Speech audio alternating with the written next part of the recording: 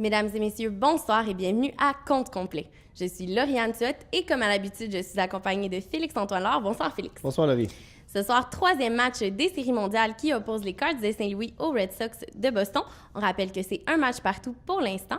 Et ce soir, les Red Sox brouillent un peu les cartes puisqu'on envoie David Ortiz jouer à une position à laquelle il n'est pas habitué. Oui, exactement. David Ortiz, qui n'est pas habitué de jouer en défensive, évidemment, c'est le meilleur frappeur des Red Sox. C'est un frappeur désigné. Et là, John Farrell prend un risque en l'envoyant en défensive, mais c'est pour avoir, évidemment, son meilleur frappeur. Donc, 2 coups de circuit, 5 points produits, 4 en 7 lors des 2 derniers matchs. Donc, c'est lui le cœur et le moteur des Red Sox. Il est allé aux 2 dernières séries mondiales de 2004 et de 2007.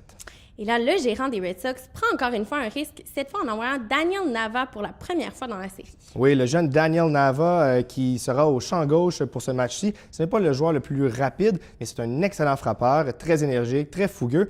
Et Daniel Nava, d'ailleurs, il a été un des rares joueurs des Ligues majeures à avoir frappé un grand chelem à son tout premier match, à sa toute première balle lors de ses débuts dans les Ligues majeures. Sur le monticule, on rappelle que hier soir, de part et d'autre, ça a été un match qui était un peu difficile. Pas mauvais, mais plutôt ordinaire. Ce soir, ce sont les Cards qui vont tenter de mêler les cartes un peu puisqu'on envoie Joe Kelly comme lanceur partant. Oui, le jeune Joe Kelly qui a commencé dans la relève lors de la saison, eh bien là, ce sera pour lui le moment de présenter tout son talent sous les grandes lumières des séries mondiales. Je crois que c'est stratégique du côté de Mike Matheny parce qu'on essaie de garder évidemment ses meilleurs partants pour les matchs 6 et 7. On se doute que ce sera une série mondiale longue et difficile. Donc, bon choix du côté de Mike Matheny. Aussi, fait marquant des séries, il y a énormément d'erreurs défensives de chaque côté. Il y en a eu 7 au total en seulement 2 matchs. Donc, évidemment, des deux côtés, on va vouloir travailler là-dessus. Mesdames et messieurs, on vous rappelle que vous pouvez nous rejoindre avec le mot-clic Compte complet sur Twitter. On vous souhaite une excellente partie et on vous retrouve tout de suite après la rencontre.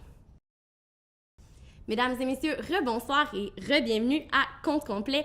Félix, on va tout de suite sauter dans l'action. Quelle fin de match! Non, mais vraiment, quelle fin de match extraordinaire, digne des séries éliminatoires, des plus grands classiques du baseball majeur.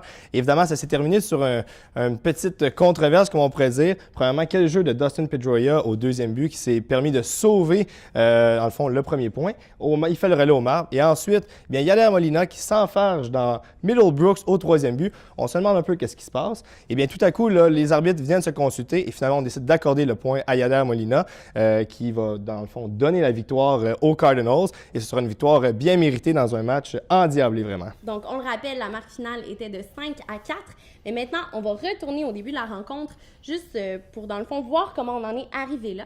Donc, on parlait en début de match des lanceurs et Joe Kelly a somme toute joué une très bonne partie. Oui, le jeune Joe Kelly, lanceur de 25 ans, qui a quand même bien joué. Il a su briller en série mondiale malgré toute la pression. Il a surtout bien commencé dans les 3 premières manches. Ça a été plus difficile dans les 2 dernières manches. Il a quand même lancé 5 manches et un tiers avec 6 rétros au bâton. Du côté de Jake Peavy, lui qui était le joueur qui était pris lors de l'échange par les White Sox, qui a été pris pour les séries éliminatoires, ça a été beaucoup plus difficile. Seulement lancé 4 manches, mais malgré tout, réussi à tenir le score 2-1. On a eu d'ailleurs, concernant les lanceurs, une question via notre compte Twitter par Phil Asselin 23 qui demandait pourquoi Kelly lançait des balles à différentes vitesses. Eh bien, mon cher Phil Asselin, nous nous sommes procuré une balle de baseball seulement pour toi, pour pouvoir t'expliquer. Alors voici, Joe Kelly a lancé 2 types de balles majoritairement durant le match.